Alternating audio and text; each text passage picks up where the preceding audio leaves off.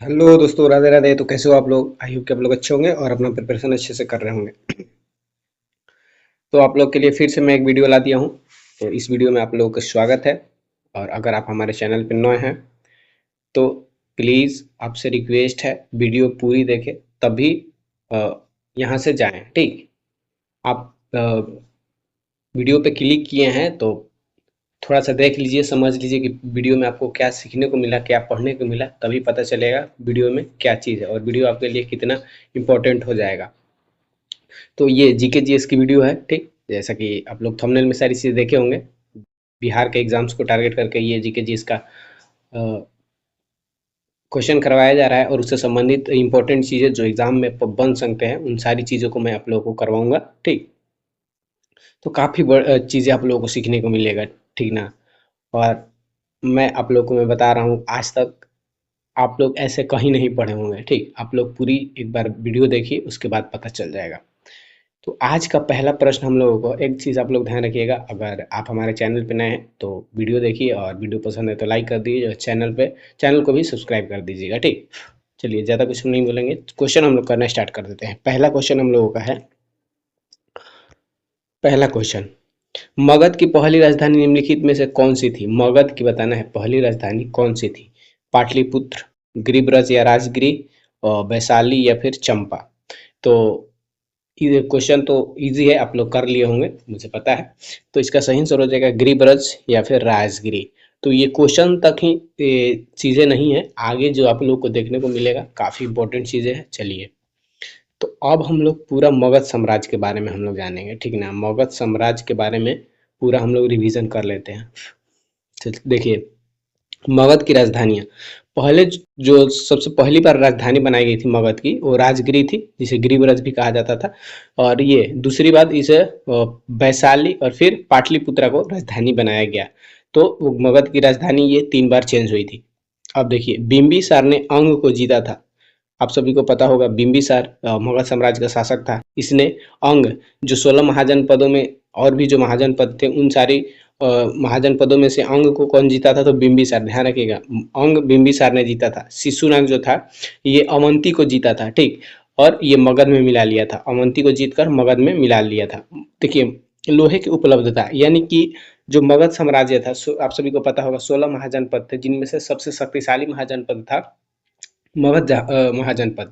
इसके शक्तिशाली होने का कारण क्या था? तो यहाँ पर लोहे की उपलब्धता थी। ठीक, लोहे की उपलब्धता के कारण ये लोग लोहे के हथियार बनाने लगे, जिससे कि ये सभी महाजनपदों से शक्तिशाली सेना और शक्तिशाली हथियारों के साथ सभी से स्ट्रांग हो गए।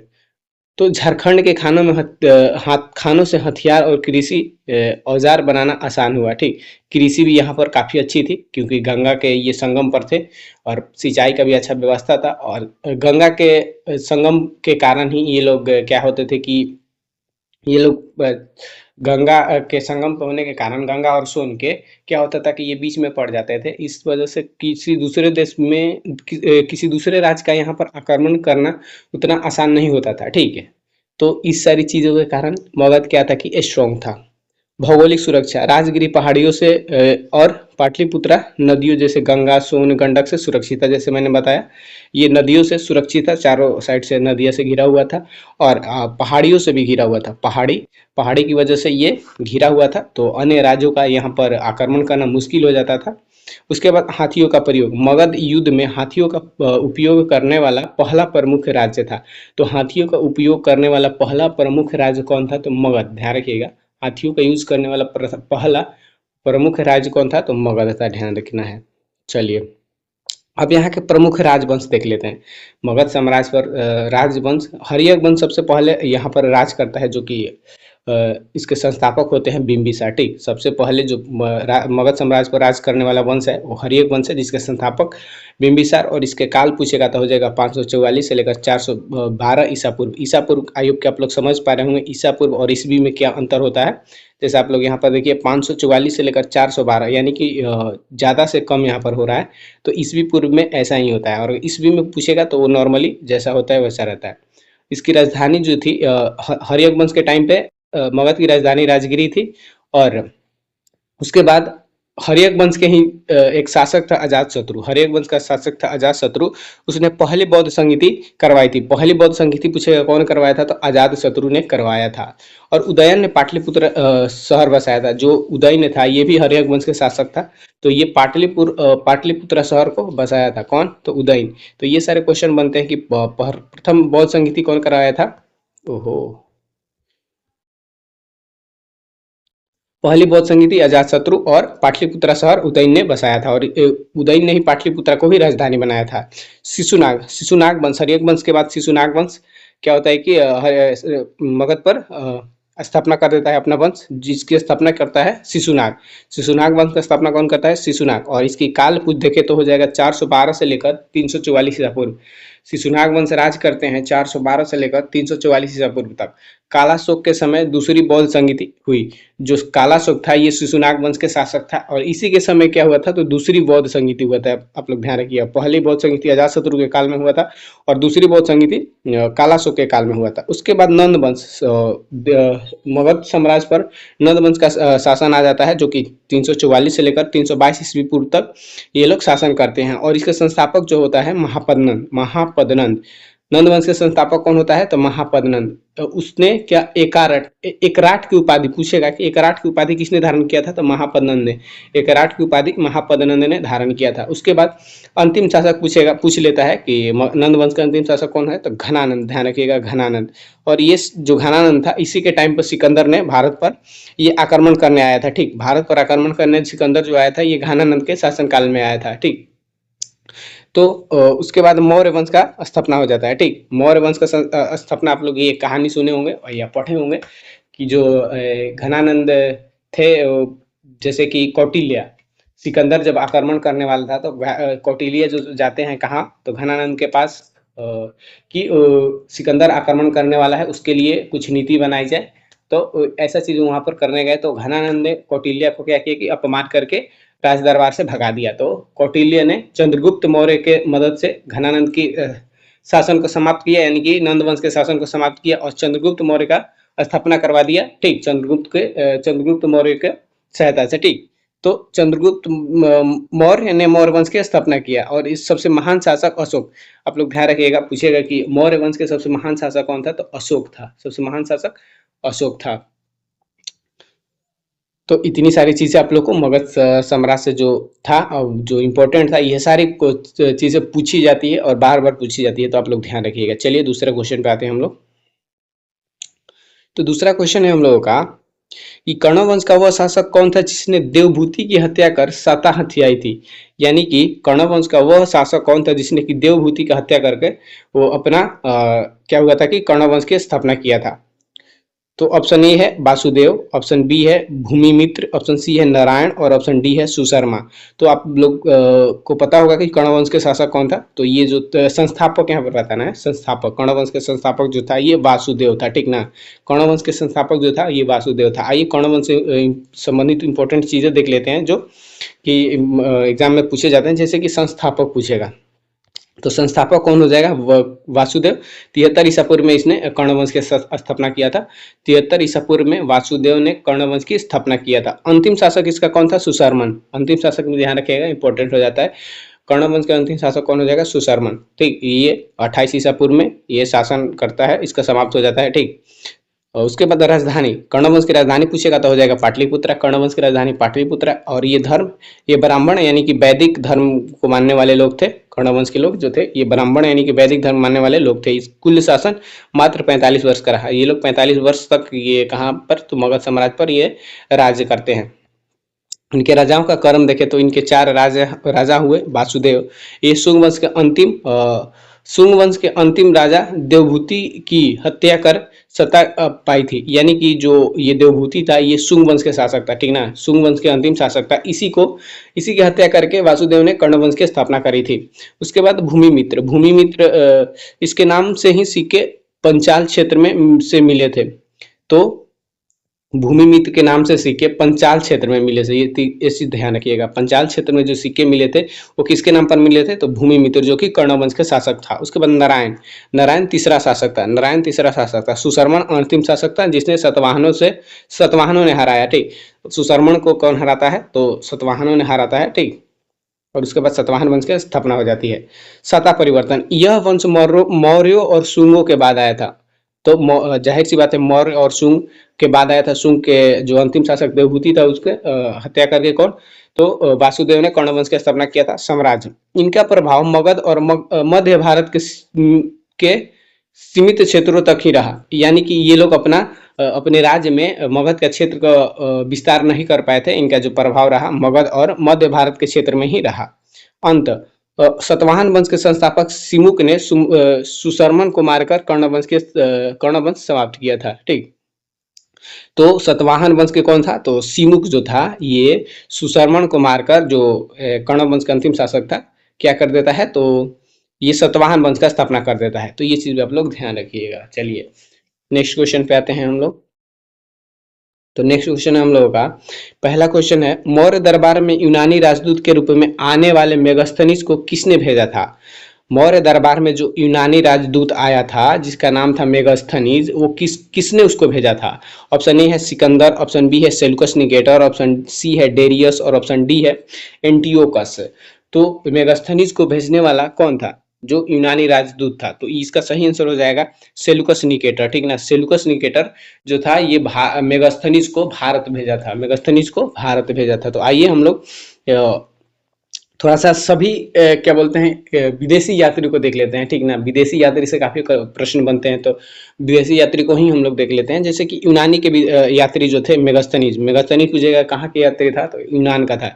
यूनानी यात्री था मेगास्थनीज, और ये चंद्रगुप्त मौर्य के समय आया था। यही मेनली यही पूछता है कि जो विदेशी यात्री का नाम दे देगा, पूछेगा कि किसके शासनकाल में आया था, कि किसके दरबार में आया था और कब आया था। ठीक, तो यूनानी जो था, यूनान के जो शासक थे, सॉरी यूनान के यात्री जो थे मेगास्थनीज थे, जो कि चंद्रगुप्त मौर्य के समय आया था। और इसकी जो पुस्तक थी इंडिका थी, मेगास्थनीज की पुस्तक इंडिका, आप लोग ध्यान रखिएगा। डाइमेकस ये बिंदुसार के समय भारत आया था। बिंदुसार के समय भारत आया था, और ये सीरियाई राजदूत था।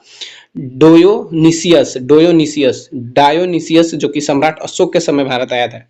डायोनोसियस सम्राट अशोक के समय ये भारत आया था। तो आप लोग ये तीन इंपॉर्टेंट यूनानी यात्री को ध्यान रखिएगा, मेगास्थनीज, डाइमेकस, डायोनिसियस। ये तीनों कहाँ के थे? तो यूनान के थे। चलो चीनी यात्री के बारे में हम लोग देख लेते हैं। चीनी यात्री, तो जो फहयान था ये चंद्रगुप्त द्वितीय के समय में भारत आया था। चंद्रगुप्त द्वितीय जिन्हें कि विक्रमादित्य भी कहा जाता था, फहयान चंद्रगुप्त द्वितीय के दरबार में ये आया था, और इसने मध्य प्रदेश का समाज का विवरण अपनी किताब बुक में दिया था। ठीक, इसने क्या किया था? तो मध्य प्रदेश के समाज के बारे में अपने बुक में विवरण दिया था। उसके बाद हेनसांग हर्षवर्धन के समय आया था। हेनसांग जो था ये हर्षवर्धन के समय आया था, और इसकी जो पुस्तक थी सी यू की, और पूछेगा कि हेनसंग की पुस्तक, हाँ फहियान की पुस्तक का तो नाम बताया नहीं, उसका फो यू की।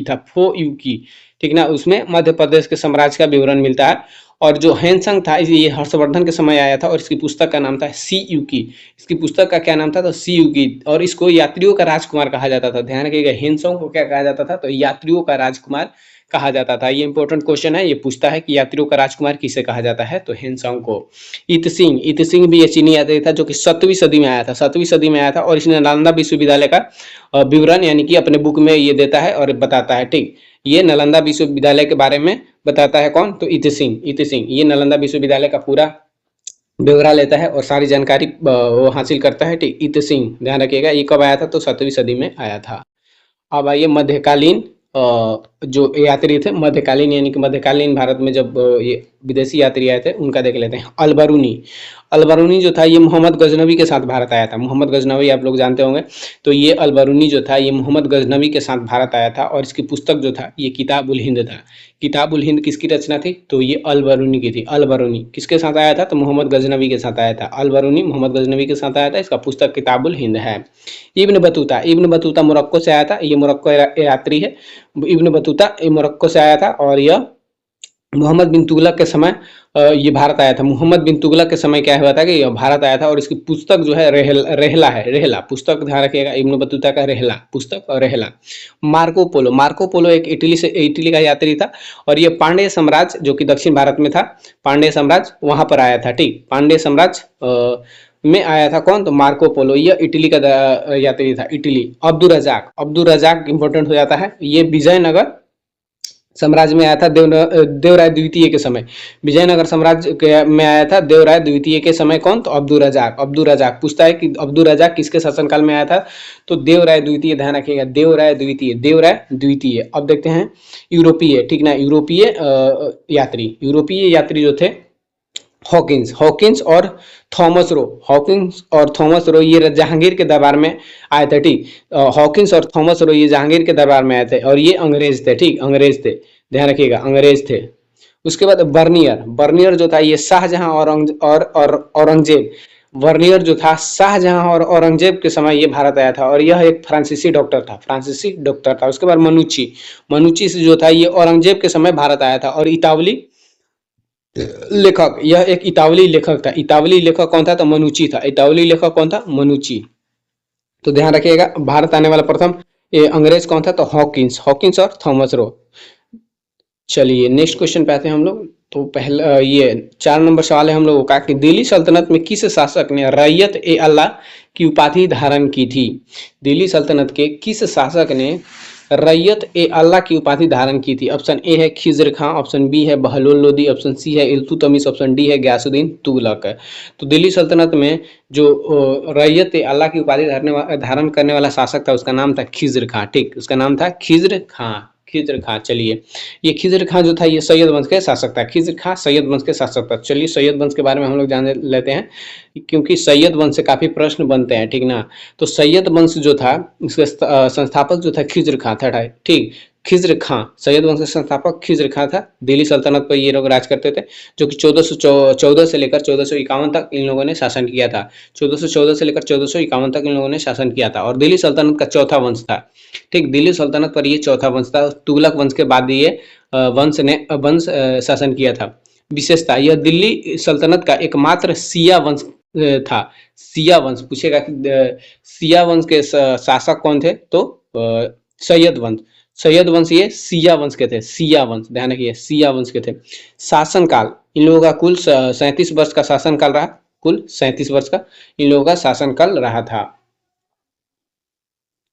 अब इनके प्रमुख राजा हम लोग देख लेते हैं। जैसे खिज्र खां, ये 1414 से लेकर 1481 तक शासन करता है और इसे सुल्तान की उपाधि नहीं मिली। इसने सुल्तान की उपाधि नहीं ली थी। तो ध्यान रखिएगा, पूछेगा कि सुल्तान की उपाधि नहीं लेने वाला शासक कौन था? तो खिज्र खां। बल्कि रैयत ए आला की उपाधि धारण की। ठीक, रैयत ए आला की उपाधि धारण कौन किया था? तो खिज्र खां। इसने सुल्तान की उपाधि धारण नहीं की। जो जो ये दिल्ली सल्तनत के जो शासक होते थे उनको सुल्तान की उपाधि दिया जाता था, तो इसने सुल्तान की उपाधि धारण ना करके रैयत ए आला की उपाधि धारण किया था। और यह तैमूर लंग का सेनापति था। तैमूर लंग, ध्यान रखिए, तैमूर लंग का सेनापति था। कौन था? तो खिज्र खां। मुबारक शाह 1421 से लेकर 1434 तक ये शासन करता है और इसने शाह की उपाधि ली थी। इसने शाह की उपाधि, तो ध्यान रखिएगा, शाह की उपाधि कौन लिया था? तो मुबारक शाह। इसके दरबार में याह्या बिन अहमद सिरहिंदी ने तारीख ए मुबारक शाही लिखी थी। तो तारीख ए मुबारक शाही किसने लिखा था? तो याह्या बिन अहमद ये किसके दरबार में था? तो मुबारक शाह के। तो ये सारी इंपॉर्टेंट चीज थी सैयद वंश से, थोड़ा आप लोग ध्यान रखिएगा। और चीजें हैं। तो तीसरा जो शासक है मुहम्मद शाह जो था ये 1434 से लेकर 1445 तक शासन करता है और इसके समय बहलोल लोदी का प्रभाव बढ़ा था। बहलोल लोदी का प्रभाव जो था मुहम्मद शाह के समय ही बढ़ गया था। उसके बाद अलाउद्दीन आलम शाह 1445 से लेकर 1451 तक शासन करता है और इस वंश का अंतिम शासक, ध्यान रखिए, सैयद वंश का अंतिम शासक कौन हो जाएगा? तो अलाउद्दीन आलम शाह। सैयद वंश के संस्थापक जो था खिज्र खां और इसका अंतिम शासक अलाउद्दीन आलम शाह। तो अंतिम शासक भी इंपॉर्टेंट हो जाता है, तो आप लोग अंतिम शासक भी ध्यान रखिएगा, अलाउद्दीन आलम शाह। और इसने स्वेच्छा से सत्ता बहलोल लोदी को सौंप दिया था और बदायूं चला गया। ठीक, तो बहलोल लोदी को इसने अपना सत्ता स्वेच्छा से सौंप दिया था, जिसके बाद यहाँ पर लोदी वंश के स्थापना हो जाता है। ठीक ना, दिल्ली सल्तनत पर लोदी वंश की स्थापना हो जाता है और ये चला कहाँ जाता है? तो बदायूं। ठीक, बदायूं चला जाता है। तैमूर का प्रभाव। खिज्र खां स्वयं को तैमूर के बेटे शाहरुख का प्रतिनिधि मानता था और उसे कर भेजता था। जो तैमूर था उसे खिज्र खां स्वयं को तैमूर के बेटे जो शाहरुख था उसका प्रतिनिधि मानता था और उसको क्या करता था कि टैक्स भेजता था ठीक, अपने राज्य से टैक्स भेजता था। किसको? तो तैमूर के बेटे शाहरुख को। उसके बाद शताकांत, इस वंश के पतन के बाद दिल्ली में पहले अफगान वंश जो लोदी वंश थे की स्थापना हुई। तो दिल्ली सल्तनत पर पहले अफगान वंश की स्थापना किसने करता है? तो बहलोल लोदी ने। ठीक, बहलोल लोदी जो थे ये अफगानी था। लोदी वंश के जो शासक सब थे ये अफगानी थे। और ये किसके बाद आते हैं? तो सैयद वंश के बाद। उसके बाद सिक्के, इन्होंने अपने नाम के सिक्के न चलाकर तुगलक शासकों के नाम के ही सिक्के जारी रखे। तो इन लोगों ने क्या किया था? ये किसकी बात हो रही है? तो खिज्र खां यानी कि सैयद वंश के।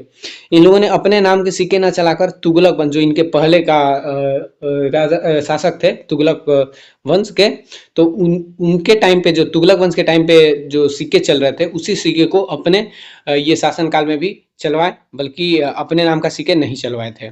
चलिए नेक्स्ट क्वेश्चन पे हम लोग आते हैं। तो हम लोग का नेक्स्ट क्वेश्चन है, बाबर ने किस युद्ध में पहली बार तुलुगमा युद्ध नीति का प्रयोग किया था? तुलुगमा युद्ध नीति का प्रयोग बाबर ने किस युद्ध में किया था? ऑप्शन ए है खानवा का युद्ध, ऑप्शन बी है चंदेरी का युद्ध, ऑप्शन सी है पानीपत का प्रथम युद्ध और ऑप्शन डी है घाघरा का युद्ध। तो बताना है कि बाबर ने किस युद्ध में पहली बार तुलुगमा युद्ध नीति का प्रयोग किया था। ऑप्शन इसका सही जो आंसर हो जाएगा ये पानीपत के प्रथम युद्ध। पानीपत के प्रथम युद्ध में ही इसने तुलुगमा युद्ध नीति को क्या किया था? प्रयोग किया था। और इसने क्या किया कि प्रथम जो पानीपत का युद्ध था ये इब्राहिम लोदी और किसके बीच था? तो बाबर के बीच था। और इसमें क्या हुआ कि बाबर की जीत होती है, उसके बाद दिल्ली सल्तनत पर मुगल वंश का शासन आ जाता है। चलिए बाबर के बारे में हम लोग थोड़ा जान लेते हैं। तो बाबर का जो पूरा नाम था जहीर उद दीन मोहम्मद बाबर था। पूछ लेगा बाबर का पूरा नाम क्या था? जहीर उद दीन मोहम्मद बाबर। जहीर उद दीन मोहम्मद बाबर था। इसके संस्थापक जो थे भारत में मुगल साम्राज्य भारत में पूछेगा कि मुगल साम्राज्य का संस्थापक कौन था? तो बाबर था। ठीक ना, मुगल साम्राज्य के संस्थापक बाबर था। और इसका जन्म जो हुआ था 1483 में हुआ था फरगाना में, जो कि अब जो वर्तमान में उज्बेकिस्तान है। फरगाना में इसकी जन्म हुआ था। कब? 483 ईस्वी में। 483 ईस्वी में। पिता का नाम पिता तैमूर वंश और चंगेज खान माता का वंशज। एक सेकेंड, इसके जो पिता थे ये तैमूर वंश के वंशज थे और इनके जो माता थी वो थी चंगेज खान के वंशज। ठीक, इसके पिता कौन था? तो ये तैमूर वंश के वंशज और माता चंगेज खान के वंशज। तो आप लोग ये ध्यान रखिएगा, ये क्वेश्चन भी पूछता है कि जो बाबर का पिता था वो किस वंश से संबंधित था? तो तैमूर वंश से। और जो इसके माता थी ये चंगेज खान के वंशज थी, चंगेज खान के। प्रमुख युद्ध और इसके अब हम लोग देख लेते हैं युद्ध। ठीक, जो बाबर के द्वारा लड़ा गया युद्ध था, ये एग्जाम में बहुत बार पूछे जाते हैं। तो पानीपत का प्रथम युद्ध 1526 में इसने लड़ा था, इब्राहिम लोदी को हराया था इसने। ठीक, क्या किया था? इब्राहिम लोदी को हराया था 1526 में पानीपत के प्रथम युद्ध में।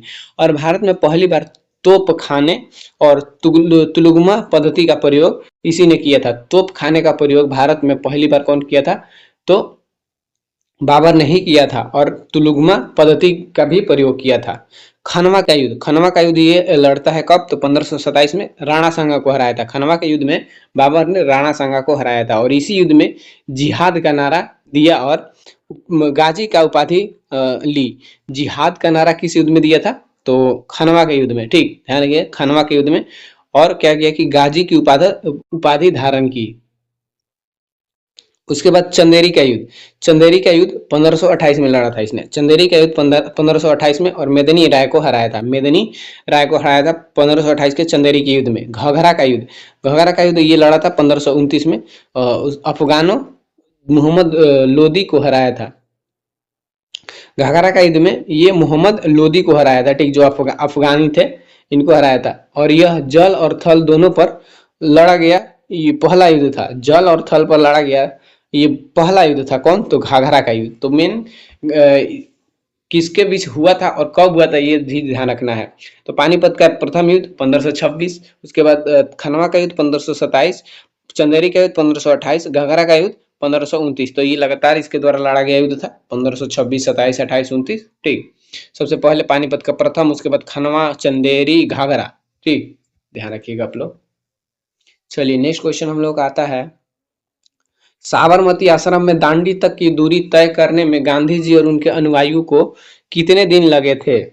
बताना है कि साबरमती आश्रम से दांडी तक पूरी दूरी तय करने में गांधी जी और उनके अनुयायियों को कितने दिन लगे थे। ऑप्शन ए है 20 दिन, 24 दिन, 30 दिन या फिर 15 दिन। तो जो दांडी, आप लोग को पता होगा दांडी यात्रा गांधी जी ने साबरमती आश्रम से शुरू किया था, तो ये कितने दिन तक इन लोगों ने यात्रा किया था। तो इसका जो सही आंसर हो जाएगा 24 दिन। ठीक, 24 दिन हो जाएगा। तो आइए दांडी से यात्रा से संबंधित सारी चीजें हम लोग देखते हैं। तो ये रहा, ये जो दांडी यात्रा शुरू होता है 12 मार्च 1930 से। ठीक, 12 मार्च 1930 से ये शुरू होता है और कब तक ये लोग यात्रा करते हैं, तो 6 अप्रैल 1930 को, 6 अप्रैल 1930 तक। ठीक, 12 मार्च 1930 से लेकर 6 अप्रैल 1930 तक ये लोग यात्रा करते हैं, कुल 24 दिन। ठीक, और कुल दूरी लगभग 241 मील। ठीक, 241 मील या 385 से 90 किलोमीटर, 241 मील या 385 से लेकर 390 किलोमीटर। शुरुआत ये लोग किए थे साबरमती आश्रम अहमदाबाद से। शुरुआत कहाँ से हुई थी, तो साबरमती आश्रम अहमदाबाद, साबरमती आश्रम अहमदाबाद, साबरमती आश्रम अहमदाबाद। समाप्ति कब हुई थी, तो ये लोग दांडी पहुंचकर, जो दांडी नवसारी जिला में पड़ता है, गुजरात। ये चीज आप लोग ध्यान रखिएगा, एक एग्जाम में पूछ भी लिया था कि दांडी जो है गुजरात के किस जिले में है, तो नवसारी जिला। ठीक, नवसारी जिला में है। तो इन लोगों ने, गांधी जी यहाँ पहुंचकर क्या किए थे, तो नमक कानून तोड़ा था। ठीक, नमक बनाकर नमक कानून तोड़ा था। महत्वपूर्ण भागीदारी, नेतृत्व इसका कौन किया था, तो महात्मा गांधी किए थे। और गांधी जी के साथ 78 चुने गए स्वयं सेवक थे। ठीक, 78, इसमें कुल अनुयायी कितने थे, तो 78 थे। दांडी यात्रा जो शुरू हुआ था इसमें कुल अनुयायी कितने थे, तो 78 थे। चीज भी आप लोग ध्यान रखिएगा।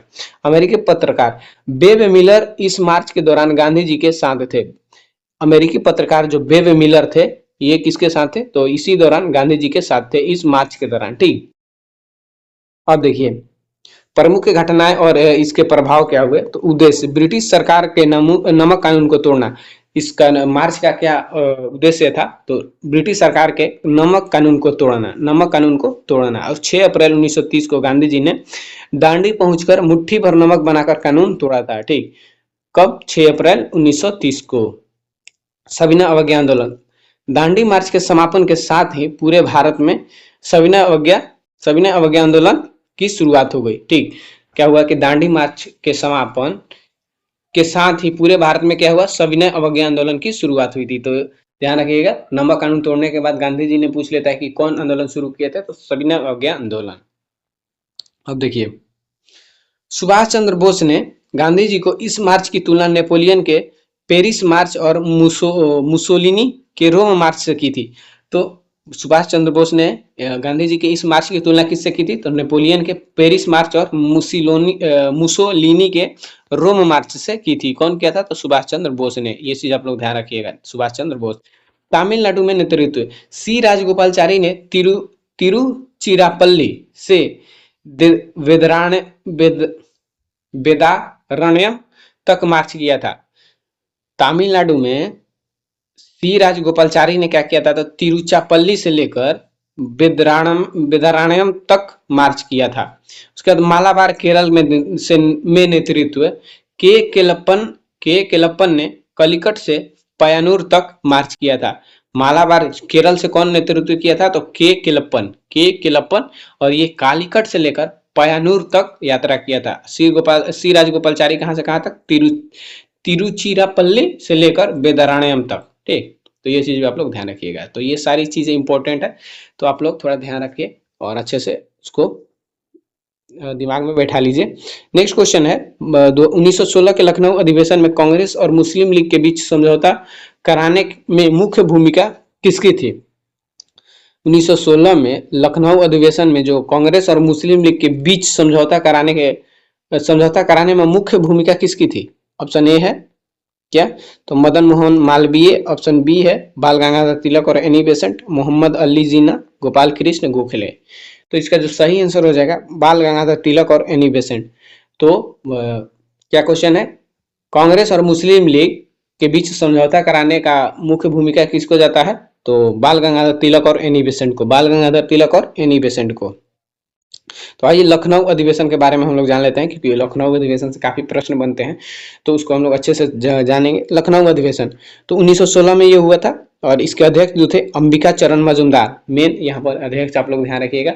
1916 के जो लखनऊ अधिवेशन था, इसके अध्यक्ष कौन थे? तो अंबिका चरण मजूमदार, अंबिका चरण मजूमदार। ये दिसंबर 1916 में ये अधिवेशन हुआ था। स्थान इसका ये लखनऊ उत्तर प्रदेश में हुआ था। ठीक, प्रमुख घटना है।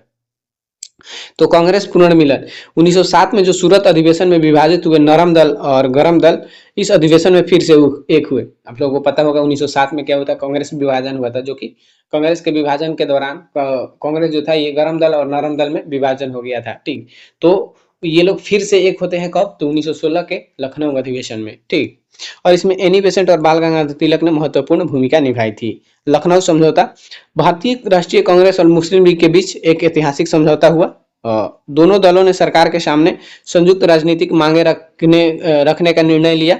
कांग्रेस ने पहली बार मुस्लिम लीग की पृथक निर्वाचन क्षेत्र की मांग को स्वीकार कर लिया। तो मुस्लिम लीग के लिए पृथक निर्वाचन क्षेत्र की मांग को स्वीकार पहली बार कब किया गया था? तो इसी अधिवेशन में। ठीक, लखनऊ अधिवेशन में गांधी जी की उपस्थिति, महात्मा गांधी ने भी इस अधिवेशन में भाग लिया था।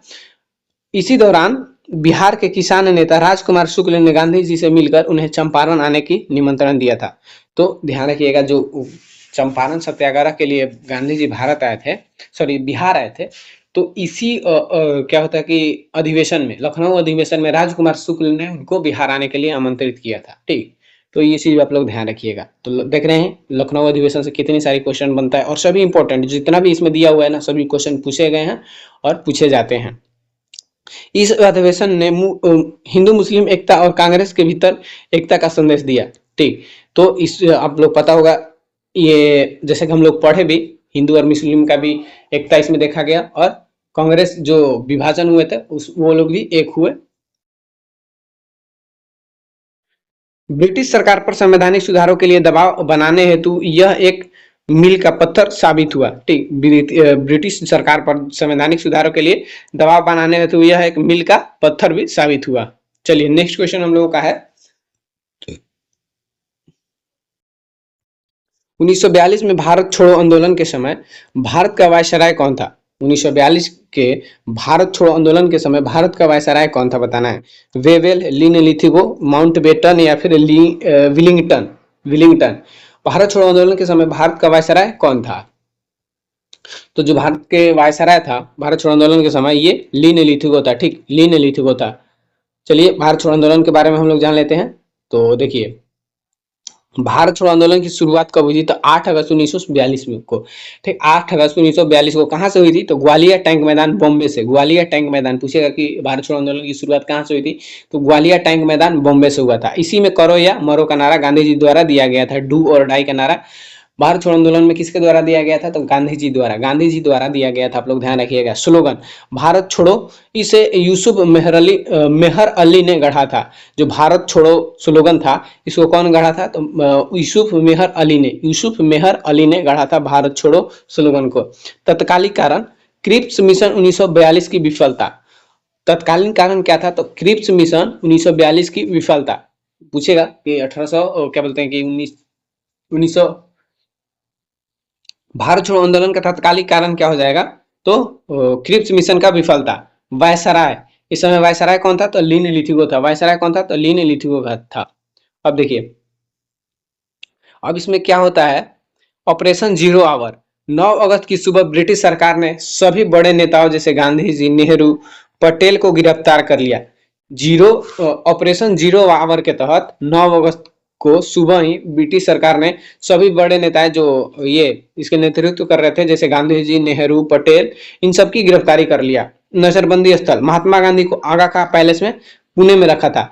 ठीक, इन लोगों को मतलब ऐसे ऐसे जगह पे रखा था कि जिसको कुछ मालूम नहीं था। तो महात्मा गांधी को कहाँ रखा गया था? तो आगा का पैलेस पुणे में, आगा का पैलेस पुणे में। पूछ लेता है क्वेश्चन कि भारत छोड़ो आंदोलन के दौरान जब गांधी जी को बंदी बनाया गया था तो कहाँ पर रखा गया था? आगा का पैलेस पुणे में। उसके बाद जवाहरलाल नेहरू को कहाँ रखा गया था? तो अल्मोड़ा जेल अहमदनगर किला में, अल्मोड़ा जेल अहमदनगर किला में, अल्मोड़ा जेल अहमदनगर किला में। भूमिगत आंदोलन अच्युत पटवर्धन, अरुणा आसफ अली, राम मनोहर लोहिया और जयप्रकाश नारायण ने गुप्त रूप से नेतृत्व किया था। भूमिगत आंदोलन मतलब भारत छोड़ो आंदोलन का जो भूमिगत नेतृत्व कौन कौन किया था? तो अच्युत पटवर्धन, अरुणा आसफ अली, राम मनोहर लोहिया, जयप्रकाश नारायण और यही। उसके बाद कांग्रेस रेडियो, उषा मेहता ने बॉम्बे में गुप्त रेडियो स्टेशन का संचालन किया था। यानी कि उषा मेहता जो थे इस आंदोलन का गुप्त रूप से सारी चीजें बताते थे। कौन? तो उषा मेहता।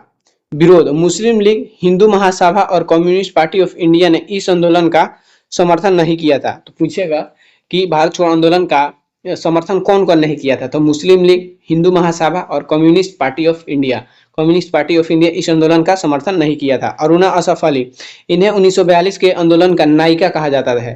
ध्यान रखिएगा, पूछेगा कि 1942 के आंदोलन का नायिका किसे कहा जाता है? तो अरुणा आसफ अली को भारत छोड़ो आंदोलन का नायिका कहा जाता है। जिन्होंने ग्वालियर टैंक मैदान में तिरंगा फहराया था। ग्वालियर टैंक मैदान में तिरंगा कौन फहराया था? तो अरुणा आसफ अली। इसके परिणाम क्या निकले? तो यद्यपि इसे दबा दिया गया, लेकिन इसने ब्रिटिश शासन की नींव हिला दी और स्पष्ट कर दिया कि भारत पर अब राज करना संभव नहीं है। तो इसी आंदोलन ने बता दिया कि ब्रिटिश को भारत पर राज करना अब संभव नहीं है। तो ये सारी चीजें थी भारत छोड़ो आंदोलन से संबंधित। चलिए नेक्स्ट क्वेश्चन हम लोग देखते हैं। नेक्स्ट क्वेश्चन है, जवाहरलाल नेहरू ने किस अधिवेशन में पहली बार कांग्रेस की अध्यक्षता की थी? जवाहरलाल नेहरू ने किस अधिवेशन में पहली बार कांग्रेस की अध्यक्षता की थी? ऑप्शन ए है लाहौर अधिवेशन 1929, ऑप्शन बी है लखनऊ अधिवेशन 1936, ऑप्शन सी है फैजपुर अधिवेशन 1937, ऑप्शन डी है कोलकाता अधिवेशन 1928। तो जवाहरलाल नेहरू ने किस अधिवेशन में पहली बार अध्यक्षता की थी? तो उसका सही आंसर हो जाएगा लाहौर अधिवेशन 1929। लाहौर अधिवेशन 1929। तो अब देखिए जवाहरलाल नेहरू के बारे में हम लोग थोड़ा बहुत जान लेते हैं। तो जन्म इनका हुआ था 14 नवंबर 1989 को। जो 14 नवंबर 1989 को कहाँ हुआ था? इलाहाबाद, जो कि अब प्रयागराज हो चुका है। उपाधि, चाचा नेहरू के नाम से इन्हें जाना जाता था। आधुनिक भारत का निर्माता भी किन्हें कहा जाता है? तो जवाहरलाल नेहरू को कहा जाता है। और भारत के प्रथम प्रधानमंत्री बने थे, जो कि 1947 से लेकर 1964 तक सबसे लंबे समय तक सेवा दिया था। ठीक, सबसे लंबे समय तक प्रधानमंत्री कौन थे? तो जवाहरलाल नेहरू 1947 से लेकर 1964 तक। स्वतंत्रता संग्राम में भूमिका, 1929 के लाहौर अधिवेशन में इसके अध्यक्ष बने और पूर्ण स्वराज का लक्ष्य घोषित किया। तो पूर्ण स्वराज का लक्ष्य किसने घोषित किया था? तो जवाहरलाल नेहरू ने 1929 के लाहौर अधिवेशन में। भारत छोड़ो आंदोलन, इसमें सक्रिय रहे और अहमदनगर किले में जेल में रहे। अहमदनगर किले में किनको बंदी बनाया गया था? तो जवाहरलाल नेहरू को। हम लोग पिछले क्वेश्चन में भी हम लोग पढ़े। संविधान सभा, इन्होंने 13 दिसंबर 1946 को उद्देश्य प्रस्ताव पेश किया, जो आगे चलकर संविधान की प्रस्तावना बनी। इन्होंने ही क्या किया था? तो जब संविधान सभा बनी थी तो 13 दिसंबर 1946 को उद्देश्य प्रस्ताव पेश किया था। ठीक, उद्देश्य प्रस्ताव पेश किया था, जो आगे चलकर क्या बनी? तो प्रस्तावना बनी।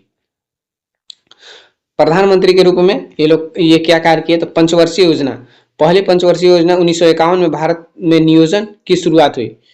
1951 में भारत में नियोजन यानी कि प्लानिंग की शुरुआत हुई। और पंचशील समझौता इन्हीं के समय में हुआ था। पंचशील समझौता 1954 में भारत और चीन के बीच शांतिपूर्ण अस्तित्व के लिए 5 सिद्धांत रखे गए थे, जो कि बाद में चीन इसको तोड़ दिया था। ठीक, तो पंचशील समझौता कब हुआ था? तो 1954 में जवाहरलाल नेहरू के समय में हुआ था, भारत और चीन के बीच। और इनके प्रसिद्ध पुस्तक देख सकते हैं, जो कि काफी इंपॉर्टेंट हो जाता है। डिस्कवरी ऑफ इंडिया, भारत की खोज, किसकी पुस्तक थी? तो जवाहरलाल नेहरू की। तो इन्होंने अहमदनगर जेल में ही लिखी थी। इस पुस्तक को अहमदनगर जेल में लिखा था। भारत की खोज अहमदनगर जेल में लिखा था। ग्लिम्पसेस ऑफ वर्ल्ड हिस्ट्री, यानी कि विश्व इतिहास की झलक, जवाहरलाल नेहरू की पुस्तक है। उसके बाद एन ऑटोबायोग्राफी, ऑटोबायोग्राफी यानी कि मेरी कहानी, ये भी इनकी पुस्तक है। Auto an autobiography, an autobiography. नारा इनका था आराम हराम है। आराम हराम है किसका नारा था? तो जवाहरलाल नेहरू का। आराम हराम है जवाहरलाल नेहरू का। इनका उनको पुरस्कार 1955 में भारत रत्न से सम्मानित किया गया था। 1955 में भारत रत्न से सम्मानित किया गया था। तो पूछेगा कि जवाहरलाल नेहरू को भारत रत्न कब मिला था? तो 1955 में मिला था। मृत्यु 27 मई 1964 को नई दिल्ली में इनकी मृत्यु हो जाती है और इनके समाधि स्थल को शांति वन कहा जाता है। तो पूछ लेगा कि जवाहरलाल नेहरू के समाधि स्थल को क्या कहा जाता है? तो शांति वन कहा जाता है। कहाँ इनकी मृत्यु हुई थी? नई दिल्ली में। कब हुई थी? तो 27 मई 1964 को। 27 मई 1964 को ध्यान रखिएगा, शांति वन इनके समाधि स्थल के जाना जाता है। चलिए नेक्स्ट क्वेश्चन पे आते हैं हम लोग। तो नेक्स्ट क्वेश्चन है, किसी राज्य में राष्ट्रपति शासन अधिकतम कितनी अवधि तक लगाया जा सकता है? तो राष्ट्रपति शासन आप सभी को पता होगा, ये आपातकाल का हिस्सा है। तो कितने दिन अवधि तक ये लगाया जा सकता है? ऑप्शन ए है 6 महीने, 1 वर्ष, 2 वर्ष या फिर 3 वर्ष। तो राष्ट्रपति जो शासन है ये अधिकतम 3 वर्ष तक लगाया जा सकता है। 3 वर्ष तक लगाया जा सकता है। ठीक, तो आप सभी को पता होगा, जब किसी राज्य के विधानमंडल भंग हो जाते हैं तो वहां पर क्या होता है कि राष्ट्रपति शासन लगाया जाता है। तो ये अधिकतम 3 वर्ष तक लगाया जा सकता है। ठीक, तो आइए हम लोग इसको समझते हैं। तो ये जो राष्ट्रपति शासन है ये अनुच्छेद 356 के अंतर्गत आता है।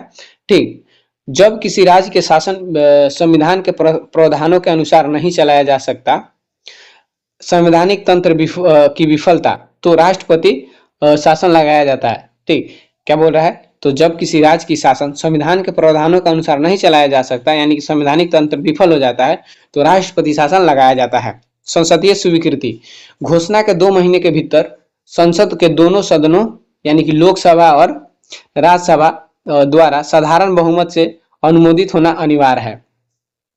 तो संसदीय स्वीकृति यानी कि जब राष्ट्रपति शासन की घोषणा हो जाती है उसके 2 महीने के भीतर सांसद के दोनों सदनों में क्या किया जाता है? तो साधारण बहुमत से अनुमोदित करने का अनिवार्य है। उसके बाद एक बार स्वीकृति होने पर यह 6 महीने तक, जब एक बार स्वीकृति इसको मिल जाती है तो 6 महीने तक लागू रहता है और इसे हर 6 महीने में बढ़ाकर अधिकतम 3 वर्ष तक लागू रखा जा सकता है। ठीक, अधिकतम कितने वर्ष तक? तो 3 वर्ष तक, जो कि हर 6 महीने कर करके बढ़ाया जाता है और इसका 2 महीने के भीतर क्या करना होता है? तो अनुमोदित करना अनिवार्य होता है। उसके बाद 1 वर्ष के बाद विस्तार, 44वां संशोधन द्वारा क्या किया गया? तो एक वर्ष से अधिक विस्तार तभी संभव है जब देश में राष्ट्रीय आपातकाल लगा हो या चुनाव आयोग प्रमाणित करे कि राज्य में चुनाव कराना कठिन है। ये जो पहले एक ही वर्ष तक था, लेकिन 1 वर्ष के बाद यानी 3 वर्ष तक किया गया 44वां संविधान संशोधन के द्वारा। इसका कहने का मतलब है कि जब देश में आपातकाल लगा हो और उस राज्य में क्या है कि चुनाव कराना अभी कठिन है, इसे प्रमाणित करना होता है किसे? चुनाव आयोग द्वारा। जब चुनाव आयोग ये प्रमाणित कर देगा कि अभी चुनाव कराना कठिन है, तभी इसे 1 साल से अधिक बढ़ाया जा सकता है राष्ट्रपति शासन को। ठीक, अब देखिए आपातकाल के बारे में हम लोग थोड़ा जान लेते हैं। तो आपातकाल आप सभी को पता होगा 3 प्रकार के आपातकाल की व्यवस्था है भारत में। तो अनुच्छेद 352 के तहत राष्ट्रीय आपातकाल लगता है जब युद्ध या बाहरी आक्रमण, सशस्त्र विद्रोह हो जाते हैं, तब राष्ट्रीय आपातकाल देश में लगाए जाते हैं, जो अभी तक 3 बार लगा हुआ है। उसके बाद अनुच्छेद 356 के तहत राष्ट्रपति शासन राज्यों के संवैधानिक विफलता के कारण लगता है राज्य में। उसके बाद अनुच्छेद 360 के तहत वित्तीय आपातकाल लगता है, जो अभी तक कभी नहीं लगा है। और इसके जो ये आपातकाल के प्रावधान जो लिए गए हैं ये जर्मनी के वाइमर संविधान से। ठीक, पूछेगा कि आपातकाल का प्रावधान किस देश से लिया गया है? तो जर्मनी के वाइमर संविधान से ये लिया गया है। ठीक, अब देखिए राष्ट्रीय आपातकाल जो अभी तक 3 बार लगा है, कब कब लगा है? तो 1962 में भारत चीन युद्ध जब हुआ था, जो कि राष्ट्रपति उस समय थे डॉक्टर सर्वपल्ली राधाकृष्णन। तो पहली बार 1962 में भारत में राष्ट्रीय आपातकाल लगा था 1962 में। और 1971 में दूसरी बार भारत पाक युद्ध के समय, और उस समय राष्ट्रपति थे बीबी गिरी।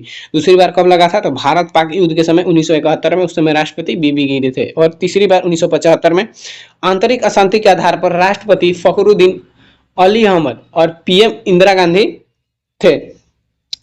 जो 1975 में तीसरे आपातकाल लागू हुआ था, उस समय ये आंतरिक अशांति के कारण, यानी कि देश के आंतरिक अशांति के आधार पर लगाया गया था। उस समय राष्ट्रपति कौन थे? तो फखरुद्दीन अली अहमद। फखरुद्दीन अली अहमद थे और पीएम कौन थी? तो पीएम थी इंदिरा गांधी, पीएम इंदिरा गांधी थी। ये चीज आप लोग ध्यान रखिएगा। अब देखिए थोड़ा सा ये 1975 का आपातकाल इंपॉर्टेंट हो जाता है, उसको हम लोग देखते हैं। तो ये इसकी अवधि जो थी 21 महीने तक थी, जो 25 जून 1975 से लेकर 21 मार्च 1977 तक लागू रहा था। और राष्ट्रीय आपातकाल जो तीसरा लगा था ये 21 महीने के लिए लगा था, 25 जून 1975 से लेकर 21 मार्च 1977 तक। और महत्वपूर्ण बदलाव 42वां संविधान संशोधन 1976 जिसे कि मिनी संविधान कहते हैं, और सुधार 44वां संविधान संशोधन 1978 आंतरिक अशांति शब्द को हटाकर सशस्त्र विद्रोह किया गया। जो ये जिस आधार पर तीसरा जो राष्ट्रीय आपातकाल लगा था आंतरिक अशांति, इसे हटाकर क्या किया गया था? तो सशस्त्र विद्रोह किया गया था। किस संशोधन के तहत? तो 44वां संविधान संशोधन 1978 में, 44वां संविधान संशोधन 1978 में। अधिकार आपातकाल में अनुच्छेद 20 और 21 कभी निलंबित नहीं होते हैं। आप सभी को पता होगा जब आपातकाल लगता है तो क्या होता है कि सभी मौलिक अधिकार क्या हो जाता है? निलंबित हो जाते हैं, सिवाय 20 और 21 को छोड़कर। 20 और 21 निलंबित नहीं होते हैं, बाकी सभी मौलिक अधिकार राष्ट्रीय आपातकाल लगने के बाद निलंबित हो जाते हैं। ठीक, तो ये चीज आप लोग ध्यान रखिएगा। चलिए नेक्स्ट क्वेश्चन पे हम लोग आते हैं। नेक्स्ट क्वेश्चन हम लोग का है द्वितीय पंचवर्षीय योजना जो 1956 से 61 तक था में मुख्य रूप से किस पर बल दिया गया था? द्वितीय पंचवर्षीय योजना में मुख्य रूप से किस पर बल दिया गया था? ऑप्शन ए है कृषि विकास पर, भारी उद्योग और औद्योगिकरण पर, गरीबी हटाओ, या फिर आत्मनिर्भरता पर।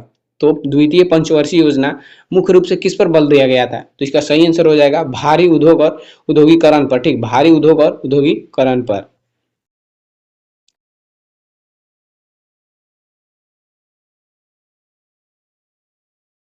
तो इसको ध्यान रखिएगा, द्वितीय पंचवर्षीय योजना जो है ये कब लगा था? तो कब तक था? इसका समय था 1556 से लेकर 1561, और इसमें उद्योग पर ध्यान दिया गया था। और इसी पंचवर्षीय योजना के तहत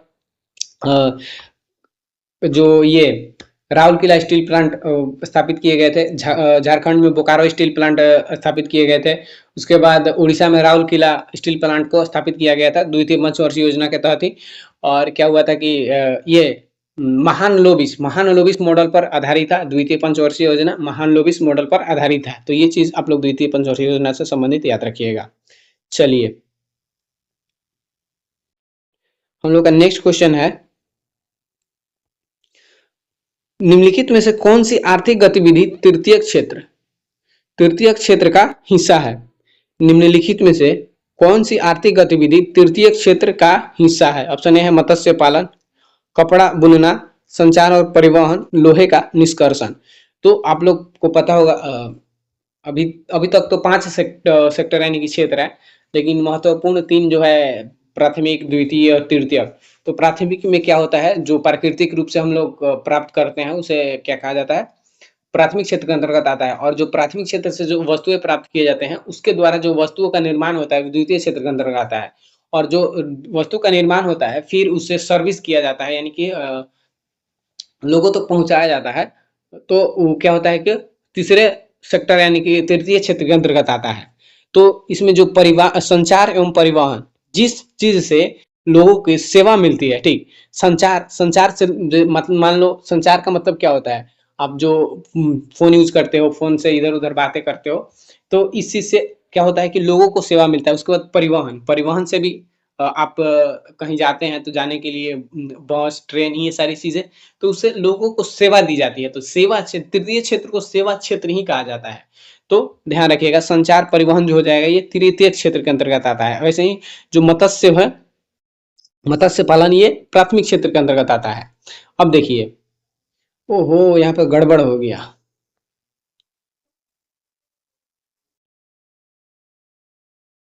थोड़ा सा ये पीपीटी तैयार करने में मिस्टेक हो गया। ये जो इससे पहले जो क्वेश्चन था, क्या बोलते हैं कि द्वितीय पंचवर्षीय योजना, उसका एनालिसिस इधर दे दिया हुआ है। थोड़ा सा हो जाता है, चलो उसके बारे में थोड़ा सा देख लेते हैं। तो द्वितीय पंचवर्षीय योजना जो था ये 1556 से 61 तक था। ये पीसी महालनोबिस मॉडल पर था। ये चीजें आप लोगों को मैं बता दिया। और ये भारी उद्योग और बुनियादी ढांचे पर इस पर ध्यान दिया गया। अब देखिए लक्ष्य बनाम उपलब्धि, विकास दर इसका लक्ष्य रखा गया था 4.6, जबकि वास्तविक उपलब्धि 4.27 से 4.50 इसकी विकास दर का लक्ष्य रखा गया था, लेकिन उपलब्धि हुई थी कितना, तो 4.27 पर 4.27%। ठीक। इस योजना के दौरान विदेशी सहयोग से 3 बड़े लौह संयंत्र स्थापित किए गए थे। मैंने आप लोगों को बताया 3 लौह संयंत्र यानी कि स्टील प्लांट जो स्थापित किए गए थे, जो कि भिलाई में, छत्तीसगढ़ में सोवियत संघ के सहायता से ये क्या किया गया था,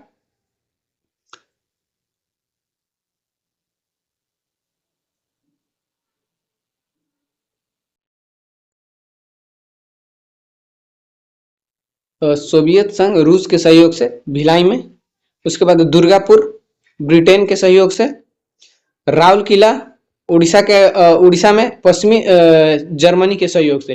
ठीक।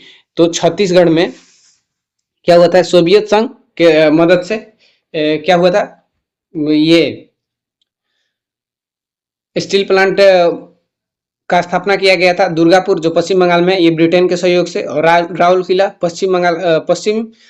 पश्चिमी जर्मनी के सहयोग से उड़ीसा में। मैंने जब वो क्वेश्चन हम करा रहे थे तो उस टाइम में बता दिया था एक झारखंड वाला, तो झारखंड वाला इस टाइम पे नहीं, वो बाद में उसका स्थापना हुआ था, तो आप लोग वहां पे थोड़ा सा वो ध्यान रखिएगा। मैं वो हो जाता है साथ साथ याद आ जाता है, तो उस मतलब फ्लो में आ गया। ठीक। तो लेकिन ये 3 है, और छत्तीसगढ़, दुर्गापुर और राउरकेला। छत्तीसगढ़, दुर्गापुर, राउरकेला। तो छत्तीसगढ़ वाला जो है ये सोवियत संघ रूस के सहयोग से, और दुर्गापुर जो पश्चिम बंगाल वाला है ये ब्रिटेन के सहयोग से, राउरकेला उड़ीसा वाला ये पश्चिमी जर्मनी के सहयोग से। तो आप लोग ये ध्यान रखिएगा। अवधि हाँ, थोड़ा सा पहली पंचवर्षीय योजना भी हम लोग देख लेते हैं, ये भी इंपॉर्टेंट है। ये जो था ये 1951 से लेकर 56 तक था, और ये हेराल्ड डोमर मॉडल पर आधारित था, और इसमें कृषि विकास पर ध्यान दिया गया, और इसमें सिंचाई और बिजली चीजें इसमें लाई गई। उसके बाद जवाहरलाल नेहरू इस समय प्रधानमंत्री थे, जो प्रथम पंचवर्षीय योजना था उस समय प्रधानमंत्री कौन थे, तो जवाहरलाल नेहरू थे।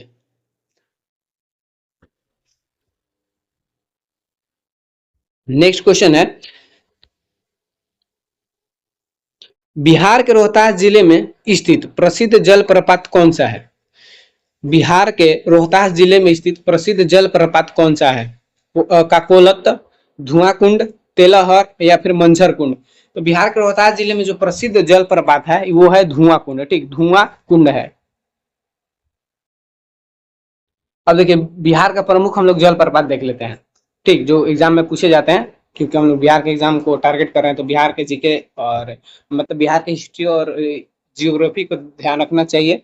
काकोलत जो है ये नवादा जिला में है। काकोलत जलप्रपात नवादा जिला में है, और बिहार का सबसे प्रसिद्ध और शीतल जल के लिए ये फेमस है।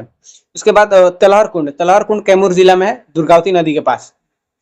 तेलहर कुंड कहाँ पर है? कैमूर जिला, दुर्गावती नदी के पास। धुआं कुंड सासाराम रोहतास में है। धुआं कुंड सासाराम रोहतास में काव नदी पर है। मांझर कुंड ये भी सासाराम रोहतास में है। मांझर कुंड सासाराम रोहतास में है। करकट ये कैमूर जिला है, और ये पर्यटन और नौकायन के लिए प्रसिद्ध है। पर्यटन और नौकायन के लिए प्रसिद्ध है करकट, जो कैमूर में है। क से करकट, क से कैमूर, क से करकट, क से कैमूर, ध्यान रखिएगा। जीआरखंड जो है ये भोजपुर जिला में है, फुलवरिया नदी पर कौन है? जीआरखंड भोजपुर जिला में है। दुर्गावती रोहतास जिला में है, और इसे खादर को भी कहते हैं।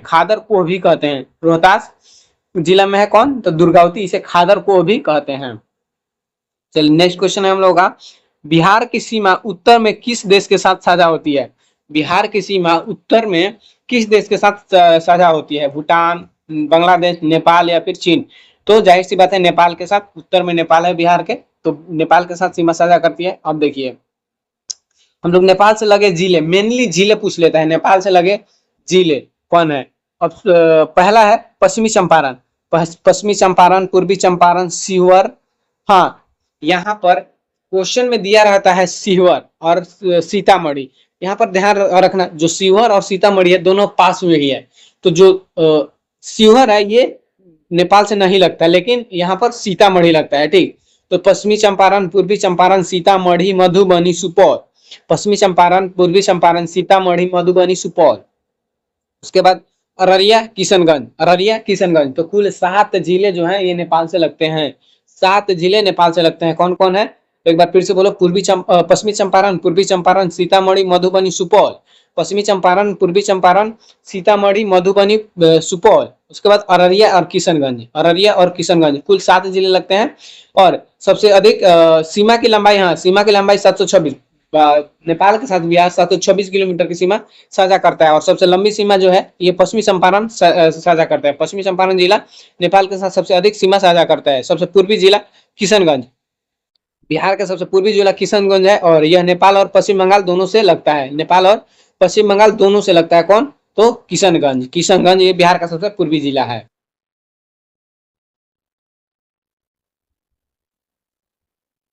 अब देखिए नेक्स्ट क्वेश्चन है, हीराकुंड बांध जो दुनिया के सबसे लंबे बांधों में से एक है, किस नदी पर स्थित है?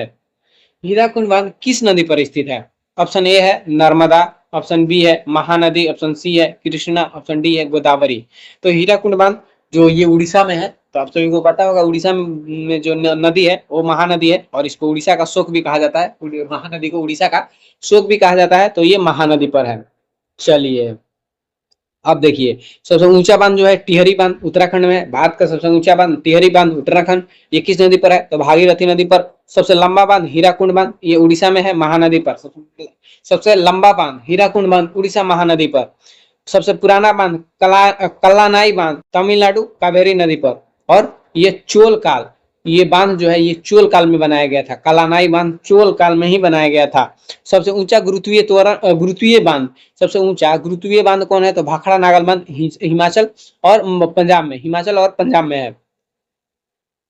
अब देखिए सरदार सरोवर, सरदार सरोवर नर्मदा नदी गुजरात पर है। सरदार सरोवर नर्मदा नदी गुजरात में, नागार्जुन सागर कृष्णा नदी तेलंगाना आंध्र प्रदेश में, इडुक्की पेरियार नदी केरल में, इडुक्की पेरियार नदी केरल में, अलमाटी कृष्णा नदी कर्नाटक में, अलमाटी कृष्णा नदी कर्नाटक में, मेटूर कावेरी तमिलनाडु, मेटूर कावेरी तमिलनाडु, गांधी सागर चंबल मध्य प्रदेश, गांधी सागर चंबल मध्य प्रदेश, पोंग महाराणा प्रताप ब्यास नदी हिमाचल। पोंग या महाराणा प्रताप बांध कहाँ पर है? तो ब्यास नदी हिमाचल, ब्यास नदी हिमाचल। रणजीत सागर थीन रावी नदी पंजाब, रावी नदी पंजाब, रणजीत सागर थीन रावी नदी पंजाब, रंजीत सागर थीन रंजीत सागर या थीन जो कि रावी नदी पंजाब में है। चलिए नेक्स्ट क्वेश्चन है, हर्यक वंश के संस्थापक कौन थे? हर्यक वंश के संस्थापक कौन थे? अजातशत्रु, बिंबिसार, उदयन या फिर नागदशक। तो जो हर्यक वंश के संस्थापक था ये बिंबिसार, बिंबिसार। तो आइए हम लोग वंश समूह के संस्थापक देख लेते हैं। वंश समूह के संस्थापक हर्यक वंश बिंबिसार, हर्यक वंश बिंबिसार, नंद वंश महापन्नन, नंद वंश महापन्नन, मौर्य वंश चंद्रगुप्त मौर्य, मौर्य वंश चंद्रगुप्त मौर्य, गुप्त वंश श्रीगुप्त, गुप्त वंश श्रीगुप्त, गुप्त वंश श्रीगुप्त। इसके बाद शुंग वंश पुष्यमित्र शुंग, शुंग वंश पुष्यमित्र शुंग, सतवाहन वंश सिमुक, सतवाहन वंश सिमुक, सतवाहन वंश सिमुक, कुषाण वंश कुजुल कटफिसस, कुषाण वंश कुजुल कटफिसस, कुषाण वंश कुजुल कटफिसस, चालुक्य के बतापी पुलकेशिन प्रथम, चालुक्य के बतापी का संस्थापक पुलकेशिन प्रथम, पुलकेशिन प्रथम। पल्लव वंश सिंह विष्णु, पल्लव वंश सिंह विष्णु, पल्लव वंश सिंह विष्णु, राष्ट्रकूट वंश दंती दुर्ग, राष्ट्रकूट वंश दंती दुर्ग, राष्ट्रकूट वंश दंती दुर्ग, पाल वंश गोपाल, पाल वंश गोपाल, पाल वंश गोपाल, गुलाम वंश कुतुबुद्दीन ऐबक, गुलाम वंश कुतुबुद्दीन ऐबक, खिलजी वंश अलाउद्दीन खिलजी, खिलजी वंश अलाउद्दीन खिलजी, तुगलक वंश गयासुद्दीन तुगलक, तुगलक वंश गयासुद्दीन तुगलक, मुगल वंश बाबर, मुगल वंश बाबर, मुगल वंश बाबर। चलिए नेक्स्ट क्वेश्चन है हम लोगों का, काजीरंगा राष्ट्रीय उद्यान किस राज्य में स्थित है? काजीरंगा राष्ट्रीय उद्यान किस राज्य में स्थित है? मध्य प्रदेश, राजस्थान, असम, उत्तराखंड। काजीरंगा राष्ट्रीय उद्यान किस राज्य में स्थित है? काजीरंगा जो है ये असम में है, काजीरंगा असम में है, काजीरंगा असम में है। अब देखिए जिम कार्बेट उत्तराखंड में है, भारत का पहला नेशनल पार्क, भारत का पहला नेशनल पार्क कौन है? तो जिम कार्बेट कहाँ पर है? उत्तराखंड में, जिम कार्बेट उत्तराखंड भारत का पहला नेशनल पार्क। हेमिस, हेमिस लद्दाख में है, भारत का सबसे बड़ा नेशनल पार्क। हेमिस जो है भारत का सबसे बड़ा नेशनल पार्क है, कहाँ पर है? लद्दाख में है। South button, south button America Nicobar में है, भारत के सबसे छोटा नेशनल पार्क। भारत का सबसे छोटा नेशनल पार्क कौन है? तो साउथ बटन जो अंडमान निकोबार में है, अंडमान निकोबार में है। काजीरंगा असम एक सिंग वाले गेंडा के लिए प्रसिद्ध है, काजीरंगा असम एक सिंग वाले गेंडा के लिए प्रसिद्ध है, काजीरंगा असम एक सिंग वाले गेंडा के लिए प्रसिद्ध है। गिर गुजरात एशियाई शेरों के लिए प्रसिद्ध है, गुजरात जो है गिर राष्ट्रीय उद्यान कहाँ पर है? तो गुजरात में है। एशियाई शेरों के लिए प्रसिद्ध है। गिर एशियाई शेरों के लिए प्रसिद्ध है। कान्हा और बांधवगढ़, कान्हा और बांधवगढ़ मध्य प्रदेश में है और सबसे अधिक नेशनल पार्क मध्य प्रदेश में ही है। सबसे अधिक नेशनल पार्क कहाँ पर है? तो मध्य प्रदेश में है। कान्हा और बांधवगढ़ मध्य प्रदेश में है। केबुल लामजाओ मणिपुर में है, दुनिया का एकमात्र तैरता हुआ नेशनल पार्क। केबुल लामजाओ मणिपुर दुनिया का एकमात्र तैरता हुआ नेशनल पार्क। ये कहाँ पर है? तो लोकटक झील में है। लोकटक झील में है। सुंदरबन, पश्चिम बंगाल की सुंदरबन कहाँ पर है? तो पश्चिम बंगाल है। और रॉयल बंगाल टाइगर के लिए प्रसिद्ध है। रॉयल बंगाल टाइगर के लिए प्रसिद्ध है। रणथंभौर राजस्थान में है। रणथंभौर राजस्थान, रणथंभौर राजस्थान। पेरियार केरल, ये हाथियों के लिए प्रसिद्ध है। पेरियार केरल हाथियों के लिए प्रसिद्ध है। पेरियार केरल हाथियों के लिए प्रसिद्ध है। दुधवा उत्तर प्रदेश, दुधवा उत्तर प्रदेश, दुधवा उत्तर प्रदेश, दुधवा उत्तर प्रदेश। वाल्मीकि बिहार, वाल्मीकि बिहार, बिहार का एकमात्र नेशनल पार्क। वाल्मीकि जो है बिहार में और यह बिहार का एकमात्र नेशनल पार्क है। तो ये सभी नेशनल पार्क से संबंधित चीजें थी। चलिए नेक्स्ट क्वेश्चन पे आते हैं हम लोग। तो नेक्स्ट क्वेश्चन है विश्व स्वास्थ्य दिवस कब मनाया जाता है? विश्व स्वास्थ्य दिवस कब मनाया जाता है? 5 जून, 7 अप्रैल, 21 जून, 1 दिसंबर। विश्व स्वास्थ्य दिवस कब मनाया जाता है? 5 जून, 7 अप्रैल, 21 जून, 1 दिसंबर। तो विश्व स्वास्थ्य दिवस 7 अप्रैल को मनाया जाता है। विश्व स्वास्थ्य दिवस 7 अप्रैल को मनाया जाता है। अब देखिए 12 जनवरी को राष्ट्रीय युवा दिवस मनाया जाता है। विवेकानंद के जयंती पर, स्वामी विवेकानंद के जयंती पर 12 जनवरी को राष्ट्रीय युवा दिवस मनाया जाता है। 25 जनवरी को भारतीय पर्यटन या मतदाता दिवस मनाया जाता है। 25 जनवरी को भारतीय पर्यटन या मतदाता दिवस मनाया जाता है। 2 फरवरी को विश्व आर्द्र भूमि दिवस मनाया जाता है। 20 फरवरी को विश्व आर्द्र भूमि दिवस मनाया जाता है। 28 फरवरी को राष्ट्रीय विज्ञान दिवस मनाया जाता है। 28 फरवरी को राष्ट्रीय विज्ञान दिवस मनाया जाता है। 8 मार्च को अंतर्राष्ट्रीय महिला दिवस, 8 मार्च को अंतर्राष्ट्रीय महिला दिवस। 22 मार्च को विश्व जल दिवस, 22 मार्च को विश्व जल दिवस। 7 अप्रैल को विश्व स्वास्थ्य दिवस, 7 अप्रैल को विश्व स्वास्थ्य दिवस। और इसी दिन WHO की स्थापना हुई थी। 22 अप्रैल को विश्व पृथ्वी दिवस, 22 अप्रैल को विश्व पृथ्वी दिवस, विश्व पृथ्वी दिवस। 1 मई को अंतर्राष्ट्रीय मजदूर दिवस, 1 मई को अंतर्राष्ट्रीय मजदूर दिवस, 1 मई को अंतर्राष्ट्रीय मजदूर दिवस, 1 मई को अंतर्राष्ट्रीय मजदूर दिवस। 31 मई को विश्व तंबाकू निषेध दिवस, विश्व तंबाकू निषेध दिवस 31 मई। 5 जून को विश्व पर्यावरण दिवस, 5 जून को विश्व पर्यावरण दिवस। 21 जून को अंतर्राष्ट्रीय योग दिवस, 21 जून को अंतर्राष्ट्रीय योग दिवस। 11 जुलाई को विश्व जनसंख्या दिवस, 11 जुलाई को विश्व जनसंख्या दिवस। 29 जुलाई को अंतर्राष्ट्रीय बाघ दिवस, 29 जुलाई को अंतर्राष्ट्रीय बाघ दिवस। 16 सितंबर को विश्व ओजोन दिवस, 16 सितंबर को विश्व ओजोन दिवस। 16 अक्टूबर को विश्व खाद्य दिवस, 16 अक्टूबर को विश्व खाद्य दिवस, 16 अक्टूबर को विश्व खाद्य दिवस। 24 अक्टूबर को संयुक्त राष्ट्र दिवस, 24 अक्टूबर को संयुक्त राष्ट्र दिवस। 1 दिसंबर को विश्व एड्स दिवस, 1 दिसंबर को विश्व एड्स दिवस, 1 दिसंबर को विश्व एड्स दिवस। 10 दिसंबर को विश्व मानवाधिकार दिवस, 10 दिसंबर को विश्व मानवाधिकार दिवस। चलिए नेक्स्ट क्वेश्चन है विश्व स्वास्थ्य संगठन का मुख्यालय कहाँ स्थित है? विश्व स्वास्थ्य संगठन यानी कि WHO का मुख्यालय कहाँ है? जिनेवा स्विट्जरलैंड, न्यूयॉर्क USA, Paris France, Rome Italy. तो कहाँ पर है विश्व स्वास्थ्य संगठन यानी कि WHO का मुख्यालय? तो ये जिनेवा में है। WHO का मुख्यालय कहाँ पर है? तो जिनेवा में है। WHO का मुख्यालय जिनेवा में है। अब देखिए जिनेवा में किस किस का मुख्यालय है उनको देख लेते हैं। जिनेवा स्विट्जरलैंड, जिनेवा स्विट्जरलैंड में स्थित मुख्यालय। तो WHO, उसके बाद WTO विश्व व्यापार संगठन, ILO अंतर्राष्ट्रीय श्रम संगठन, WIPO विश्व बौद्धिक संपदा संगठन, WMO विश्व मौसम विज्ञापन संगठन। उसके बाद अनकटाड संयुक्त राष्ट्र व्यापार और विकास सम्मेलन, रेड क्रॉस, और ये रेड क्रॉस की अंतर्राष्ट्रीय समिति। तो ये सभी कहाँ पर है? तो जिनेवा में। जिनेवा में ध्यान रखिए ये सारी संगठन का मुख्यालय है। तो मेनली आप लोग देख पा रहे होंगे लास्ट में ओ जो आ रहा है ये सभी कहाँ पर है? तो जिनेवा में है। और एक बार बोल के याद कर लीजिए WHO, WTO, ILO, WIPO, WMO, अनकटाड, उसके बाद रेड क्रॉस, ये सभी जिनेवा में है। अब देखिए न्यूयॉर्क में स्थित मुख्यालय, न्यूयॉर्क जो है USA में है। यूएनओ का मुख्यालय जो संयुक्त राष्ट्र संगठन है, संयुक्त राष्ट्र संगठन का मुख्यालय न्यूयॉर्क में है। यूनिसेफ का मुख्यालय संयुक्त राष्ट्र बाल कोष, इसका भी न्यूयॉर्क में है। यूएनडीपी संयुक्त राष्ट्र विकास कार्यक्रम, ये भी न्यूयॉर्क में है। यूएन वुमेन संयुक्त राष्ट्र महिला का मुख्यालय भी न्यूयॉर्क में है। यूएनएफपीए यानी कि संयुक्त राष्ट्र जनसंख्या कोष, संयुक्त राष्ट्र जनसंख्या कोष का मुख्यालय न्यूयॉर्क में है। वियना ऑस्ट्रिया में स्थित मुख्यालय। IAEA अंतर्राष्ट्रीय परमाणु ऊर्जा एजेंसी कहाँ पर है? तो वियना में है। ओपेक यानी कि पेट्रोलियम निर्यातक देशों का संगठन कहाँ पर है? तो वियना में है। ओपेक यानी कि पेट्रोलियम निर्यातक देशों का संगठन वियना में है। यूनिडियो, यूएनआईडीओ संयुक्त राष्ट्र औद्योगिक विकास संगठन, संयुक्त राष्ट्र औद्योगिक विकास संगठन वियना ऑस्ट्रेलिया में है। अब देखिए यूनेस्को पेरिस फ्रांस में है। यूनेस्को पेरिस फ्रांस में है। यूनेस्को पेरिस फ्रांस में है। एफएओ खाद्य एवं कृषि संगठन रोम इटली। खाद्य एवं कृषि संगठन कहाँ पर है? तो इटली में है, रोम इटली में है। आईसीजे अंतर्राष्ट्रीय न्यायालय दी हेग नीदरलैंड में। आईसीजे अंतर्राष्ट्रीय न्यायालय the Hague Netherlands. NATO NATO NATO Brussels Belgium. NATO का मुख्यालय कहाँ पर है? तो ब्रुसेल्स बेल्जियम। नाटो का मुख्यालय Brussels Belgium. SAARC Kathmandu Nepal. SAARC का काठमांडू नेपाल। सार्क का Kathmandu Nepal. ASEAN Jakarta Indonesia. ASEAN Jakarta Indonesia. ASEAN Jakarta Indonesia. ADB एशियाई विकास bank Manila Philippines. Manila Philippines. ADB एशियाई विकास bank Manila Philippines. BRICS bank NDB. BRICS bank NDB का मुख्यालय संघाई चीन। इंटरपोलो का मुख्यालय Lyon France. इंटरपोलो Lyon France. Amnesty international London UK. Amnesty international का मुख्यालय London UK में है। तो ये सभी अंतरराष्ट्रीय संगठन जो इंपॉर्टेंट है एग्जाम में पूछे जाते हैं वह सभी थे, तो आप लोग इसको ध्यान रखिएगा। चलिए नेक्स्ट क्वेश्चन हम लोगों का है, मनुष्य का वैज्ञानिक नाम क्या है?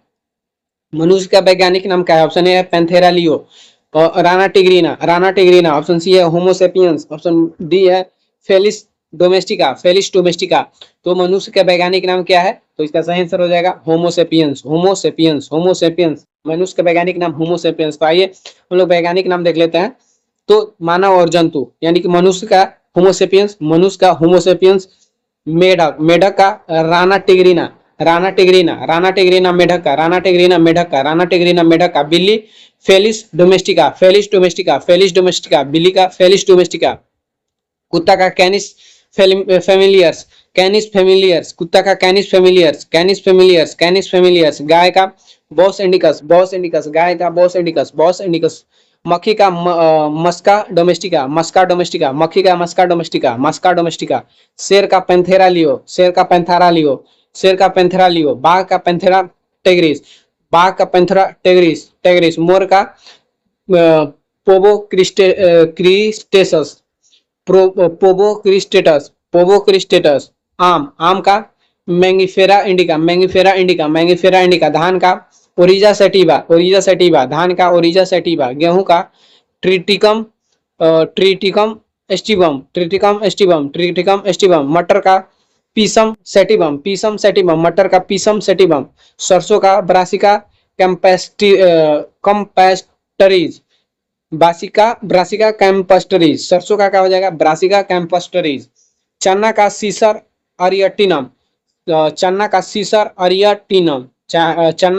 अरियटिनम। आलू का सोलेनम ट्यूबरोसम। आलू का सोलेनम ट्यूबरोसम। तो ये सभी वैज्ञानिक नाम थे जो हम लोगों का अभी टोटल 20 प्रश्न थे और उससे संबंधित आप लोगों को लगभग 1000 फैक्ट्स आप लोगों को मैं सिखाया हूँ मैं। ठीक, लगभग 1000 आप लोग देख रहे हैं एक प्रश्न में लगभग नहीं तो 20 बोल रहे हैं 25-30 प्रश्न 25-30 फैक्ट्स होंगे। ठीक, तो आप लोग को इतनी अच्छी वीडियो कहाँ मिलेगा? एक ही वीडियो में आप लोग को इतनी सारे रिवीजन आप सोचो मेरी 4-5 वीडियो देख लोगे तो कितनी रिवीजन हो जाएगा आप लोगों का।